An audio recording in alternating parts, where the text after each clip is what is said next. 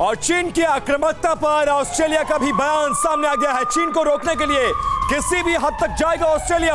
और ऑस्ट्रेलिया के defence minister Peter Dutton ने यह कहा है कि चीन के इरादे क्षेत्र की शांति के लिए बेहद ही खतरनाक हैं और जरूरत पड़ी तो ताइवान को हथियार भी भेजेगा ऑस्ट्रेलिया।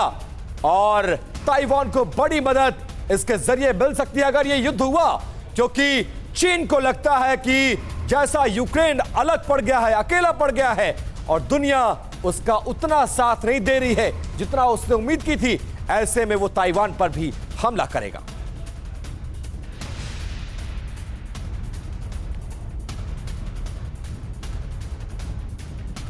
और अब ये महत्वपूर्ण ग्राफिक्स आपको दिखाते हैं जिसमें आप देखेंगे चीन का ताइवान प्लान क्या है, किसने क्या कहा है और क्या संकेत मिल रहे हैं। US Pacific fleet commander, Taiwan पर कब्जे के लिए हमला कर सकता है चीन, ये यूएस पैसिफिक फ्लीट कमांडर की तरफ से कहा गया है। चीन अपनी आक्रामकता कई बार दिखा चुका है, जाहिर है इसके लिए उनके स्टेटमेंट की जरूरत नहीं थी, ये तो लगातार दुनिया देख रही है। ली सियन लुंग पीएम सिंगापुर क्या कहते हैं वो, सैन्य ताकत से ताइवान में बदलाव नहीं किया जा सकता, ताइवान की संप्रभुता का सम्मान होना चाहिए, ये सिंगापुर का हमेशा से स्टैंड रहा है। एक बार फिर से रेइंस्टेट किया गया है। क्यों किया गया है? क्योंकि खतरा सामने दिखाई दे रहा है। पीटर डटन रक्षा मंत्री हैं ऑस्ट्रेलिया के, वो क्या कहते हैं अब जरा वो देखिए। ऑस्ट्रेलिया चीन को रोकने के लिए हर जरूरी कदम उठाएंगे, युद्ध हुआ तो ताइवान की मदद पर भी विचार करेंगे, ऑस्ट्रेलिया कह रहा है। माइक पॉम्पियो क्या कहते हैं, पूर्व विदेश मंत्री हैं अमेरिका के, वो कहते हैं अंतरराष्ट्रीय सपोर्ट और ताइवान की तैयारी देखकर फैसला लेगा चीन।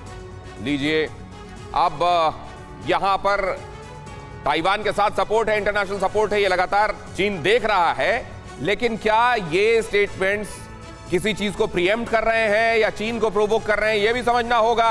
अब जरा ये देखिए, माइक पॉम्पियो पूर्व विदेश मंत्री अमेरिका, ताइवान को आधिकारिक मान्यता दे अमेरिकी सरकार, उनकी तरफ से ये बात कह दी गया है, कहकर अपनी ही देश की मौजूदा सरकार पर प्रेशर उन्होंने बना दिया है।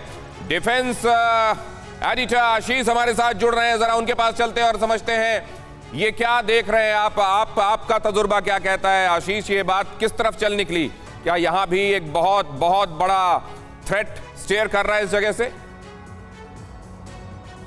बिल्कुल, और एक और विश्व युद्ध के पॉइंट ऑफ व्यू फ्रंट खुल गया है और दो बातें महत्वपूर्ण है। पहला कि ऐसे समय में जब अमेरिका का पूरा ध्यान रशिया और यूक्रेन की तरफ है, नाटो का पूरा ध्यान रशिया और यूक्रेन की तरफ है, और जो छोटे छोटे कंट्रीज़ है जहां पर अब उससे हाफ लेवल पर चीन ने अलग अलग फ्रंट खोल के रखे थे, इंडिया भी उसमें से एक है, ताइवान है, फिलीपींस है, जापान है, साउथ कोरिया है, ऑस्ट्रेलिया है, ऐसे कई कंट्रीज़ के खिलाफ चीन ने पिछले 2-2.5 सालों में अलग अलग लेवल पे, अलग अलग इंटेंसिटी पे फ्रंट खोल के रखे थे, उनके साथ डिस्प्यूट शुरू किया था।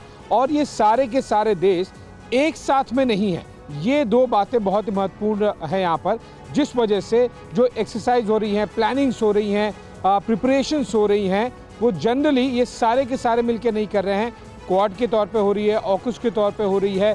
अड़ी सोमवार से शुक्रवार शाम 6 बजे सिर्फ TV9 भारतवर्ष पर।